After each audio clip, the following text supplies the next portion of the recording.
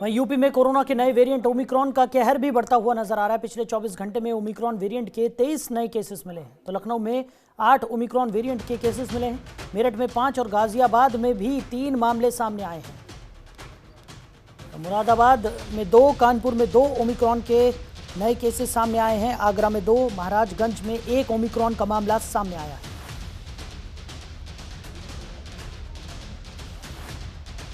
खबर पर ज्यादा जानकारी के साथ हमारे सहयोगी अवनीश लगातार हमारे साथ बने हुए हैं। अवनीश, कोरोना संक्रमण के साथ साथ जो नया वेरिएंट है ओमिक्रॉन, उसका भी खतरा उत्तर प्रदेश में बढ़ता हुआ नजर आ रहा है। 23 नए मामले सामने आए हैं। एक बड़ी चिंता का विषय बनता हुआ ओमिक्रॉन भी यहाँ पर देखा जा रहा है। तमाम सख्तियां भी यहाँ पर बढ़ा दी गई हैं। अब ओमिक्रॉन से निपटने के लिए क्या कुछ रणनीति रहने वाली है सरकार की?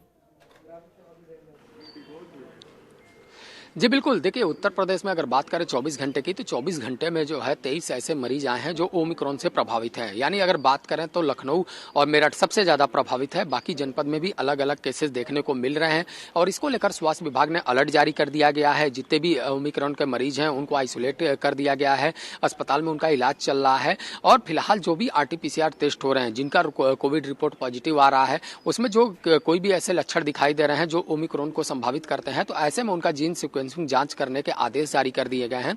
और पहले ये जांच सिर्फ KGMU और SGPGI में हुआ करता था, लेकिन मुख्यमंत्री योगी आदित्यनाथ ने जांच की क्षमता बढ़ाई है और उसको गाजियाबाद, झांसी और वाराणसी में भी करने का आदेश दे दिया है। यानी कोई भी ऐसा संदिग्ध मरीज आता है तो उसकी जीन सीक्वेंसिंग जांच की जाए, ताकि कोरोना का जो नया वेरिएंट है, अगर वो उसके लक्षण दिखाई देते हैं, उसकी रिपोर्ट पॉजिटिव आती है, तो उस ओमिक्रॉन से निपटने में डॉक्टर्स को लगाया जा सके। तो साफ है कि अस्पतालों को भी निर्देश जारी किया गया है कि जो भी उनके यहाँ मरीज आते हैं उनकी विशेष निगरानी की जाए और RT-PCR टेस्ट के बिना किसी भी मरीज को छोड़ा ना जाए। ऐसे में जरूरी है कि जो कोरोना का प्रभाव लगातार बढ़ रहा है, ऐसे में अगर कोरोना का नया वेरिएंट ओमिक्रॉन अपना पांव पसारता है तो वह कहीं ना कहीं चिंता का विषय है।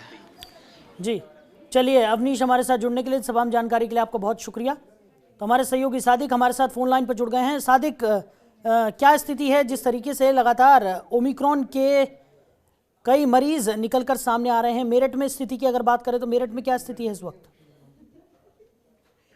जी साहिल, बिल्कुल आपको बता दूं कि मेरठ में ओमिक्रॉन की एक महिला पेशेंट मिली थी, जिसके बाद कल मेरठ में 5 नए ओमिक्रॉन के केस मिलने के बाद दहशत का माहौल है। इसमें 3 केरल, महाराष्ट्र और बिहार से आए अधिकारियों में ओमिक्रॉन की पुष्टि हुई है। साथ ही 100 मरीज इनसे संपर्क में आने वाले मरीज हैं। तो टोटल संख्या मेरठ में 6 की हो चुकी है। मेरठ में 6 ओमिक्रॉन के मरीज मिलने के बाद स्वास्थ्य विभाग में भी हड़कंप मचा हुआ। वहीं बात की जाए कोरोना की, तो मेरठ में पिछले 24 घंटे में कोरोना के मामले में लगातार बढ़ोतरी हुई है। मेरठ में लगातार तेजी के साथ कोरोना का भी ग्राफ बढ़ता हुआ नजर आ रहा है। मेरठ में 86 नए मरीज सामने आए हैं। मेरठ में अब टोटल 256 केस कोरोना के सक्रिय केस हो चुके हैं। लगातार मेरठ में 2 गुनी तेजी के साथ मेरठ में कोरोना के मरीज बढ़ते हुए नजर आ रहे हैं। जी Shahid.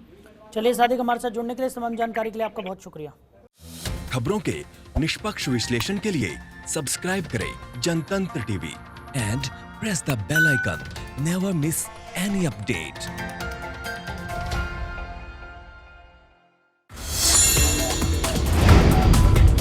Download the Janatantra TV app, available on Google Play and App Store. Download it now.